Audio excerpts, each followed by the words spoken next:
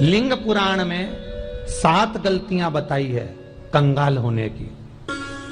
ये गलती अगर आपने भी करी है तो जिंदगी में कितना भी पुण्य करोगे उसका फल नहीं है।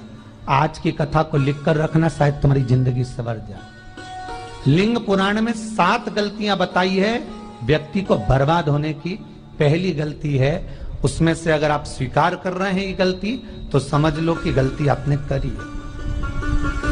गंगा जल तो बुलवाया टैंकर भरकर, 21,000 बेलपत्र भी समर्पित कर रहे हो। आप मंदिर के अंदर बैठ गए, दर्शन करने वाला आता रहा, किसी को अंदर प्रवेश नहीं दिया।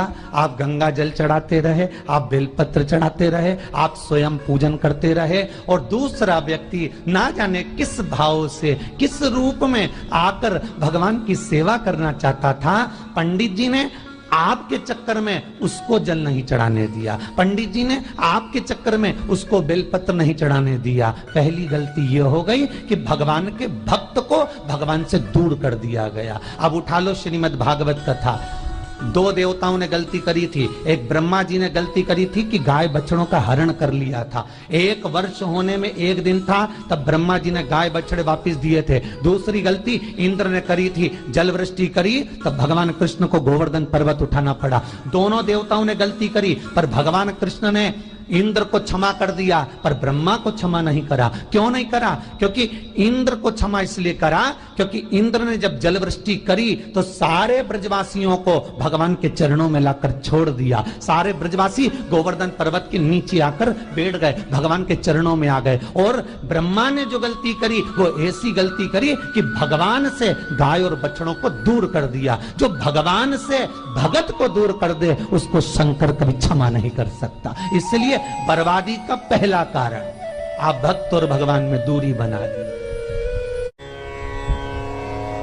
दूसरा कारण, भगवान की जब पूजन कर रहे हो, 21,000 बेलपत्र चढ़ा रहे हो, गंगा का जल चढ़ा रहे हो, चंदन चढ़ा रहे हो, अबीर चढ़ा रहे हो, गुलाल चढ़ा रहे हो, तो तुम्हारे भीतर ये अहंकार, जब तुम पूजन करके उठो तो उठते समय तुम्हारे भीतर अभिमान नहीं होना चाहिए कि मैंने जो अनुष्ठान करा उसके बराबर कोई नहीं कर सकता।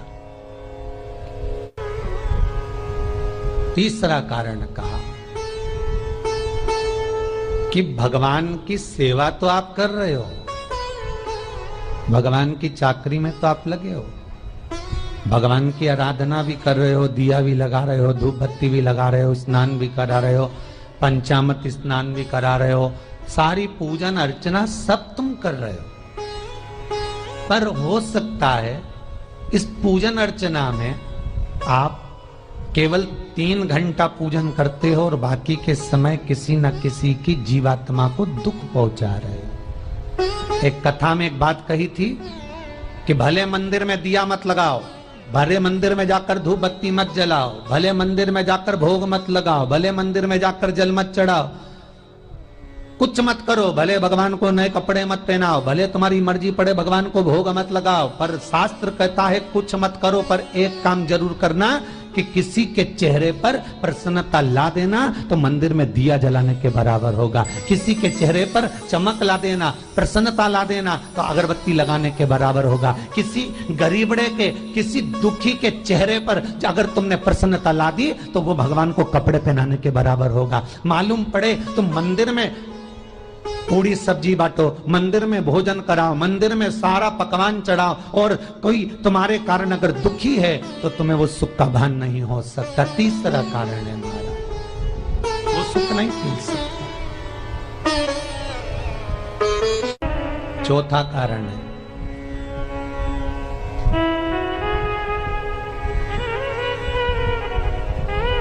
महाराज, जिस मंत्र को पढ़ा जा रहा है, जिस मंत्र का स्मरण किया जा रहा है,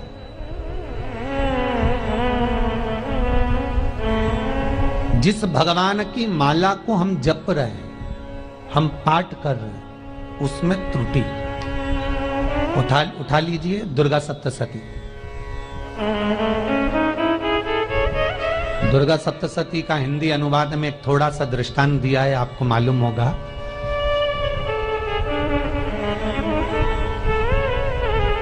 एक जजमान सप्तशती का पाठ कराते थे नवरात्रे में। नवरात्रे पूरे होते थे और उनकी पत्नी मर जाती थी। सप्तशती के अंदर लिखा है, बहुत ध्यान से सुनिएगा। दुर्गा सप्तशती का पाठ कराते थे और पत्नी नवरात्रे के बाद 4 महीना 3 महीने के बाद मर जाती थी। बहुत दुखी था सेठ। एक शादी करी, दूसरी करी, तीसरी करी, चौथी करी, चौथी पत्नी भी मर गई। बहुत दुख हुआ। आज वो गुरुजी के पास चले गया। गुरुदेव, गुरुजी, गुरुदेव, गुरुदेव। गुरुजी बोले क्या हो गया? सेठ जी बहुत दिनों के बाद आ रहे हो, क्या बात है गुरुदेव?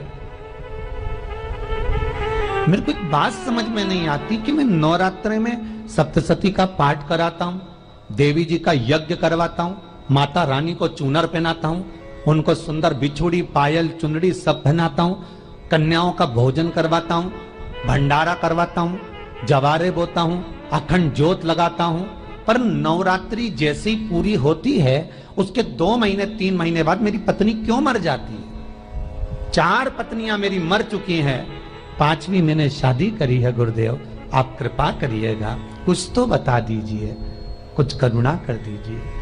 गुरुजी बोले जब तू सब कुछ अच्छा कर रहा है, ज्योत भी जला रहा है, कन्या भोज भी करा रहा है, चुनरी भी चढ़ा रहा है, भंडारा भी कर रहा है, ज्योत भी लगा रहा है, जवारे भी बो रहा है, माता रानी की सेवा भी कर रहा है, अखंड रात्रि व्रत कर रहा है, सब कुछ तूने करा, यज्ञ भी करा, फिर तेरी पत्नी क्यों मर सकती है? ऐसा हो ही नहीं सकता। नहीं गुरुदेव मेरी 5वीं शादी है गुरुदेव, अब की बार आप कृपा करिए। गुरुजी ने कहा तेरे पंडित जी को अनुष्ठान पर बुला, मैं कमरे में बैठकर सुनूंगा सप्तशती का पाठ, तब मैं ध्यान करूंगा। गुरुजी अंदर के कमरे में जाकर बैठ गए, ब्राह्मण पाठ करना प्रारंभ करा और ब्राह्मण ने पाठ करना प्रारंभ करा। उसमें एक शब्द आ गया, भारयंतु भक्षन्तु, भारयंतु भक्षन्तु। उसमें बोलना था भय, पीड़ा को, हे जगत जननी तू भक्षण कर जा, पर ब्राह्मण बोलता था भारयंतु भक्षन्तु, मेरी पत्नी को, मेरी भार्या को तू भक्षण कर दे। पंडित जी जैसे ही बोले गुरुजी बाहर निकल कर आ गए। पंडित जी को रोका, रुकिए गुरुदेव आप हर साल अनुष्ठान कर रहे हो जजमान के यहाँ और बोल देते हो भारयंतु भक्षन्तु, हे देवी तू मेरी पत्नी को खा जा, तो माँ हर बार उस पत्नी को निगल जाती है। निवेदन है शब्द सुधार लीजिए, शब्द ठीक है।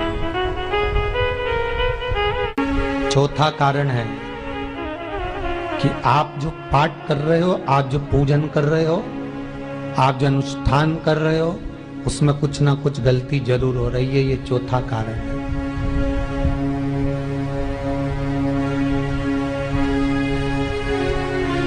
एक बार पूरे घर के लोगों को बिठाओ, अपने घर के लोगों को, मम्मी से पूछना मम्मी तुम कौन कौन सा पाठ करती हो? एक बार मम्मी से पूछना। फिर एक बार पापा से पूछना, पापा आप कौन कौन सा पाठ करते हैं सुबह? फिर बहू से पूछना, भाभी आप कौन कौन सा पाठ करती हो? फिर छोटी दुल्हन से पूछना, छोटी दुल्हन तुम कौन कौन सा पाठ करती हो? भैया आप कौन कौन सा पाठ करते हो? आप कौन कौन सा पाठ करते हो? पूछना। जब घर के अंदर बड़ी बहू अलग तरह का पाठ कर रही है, छोटी बहू अलग तरह का पाठ कर रही है, मंजली बहू अलग तरह का पाठ कर रही है, माँ अलग तरह का पाठ कर रही है, पति अलग तरह का पाठ कर रहा है, तो उसका जो प्रभाव है, कौन सी चीज कहां टकरा रही है जिसके कारण घर में रोग इतना है कि कोई सही होने वाला ही नहीं है। अब तुम कहो कि सीवर वाले गुरुजी ने उपाय बताया, हमने बहुत करा, पर सही क्यों? तो सही क्यों नहीं हो रहा है? उसका कारण है या तो बड़ी बहू जो पाठ कर रही, या सास जो पाठ कर रही, जो पति जो पाठ कर रहा है, नाते जो भी उस घर के अंदर रहकर जो पाठ अर्चना कर रहा है, उसमें जरूर कुछ ना कुछ ऐसा हो रहा है जिसके कारण वो काम नहीं कर पा रहा। उसमें कुछ ना कुछ गलती हो रही है जिसको तुम समझ नहीं पा रहे, जिसको तुम अपने आप को बहुत विचार करते हो कि मेरे बराबर कोई नहीं कर सकता, मैं शंकर की भगत, मैं राम की भगत, मैं कृष्ण की भगत, मैं जो करती हूँ बहुत अच्छा करती हूँ, मैंने जो किया बहुत अच्छा करा। पर हो सकता है उसी कारण आपको दुख झेलना पड़ रहा है,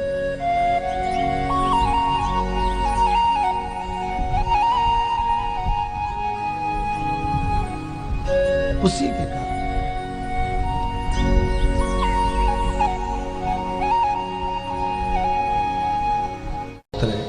महाराज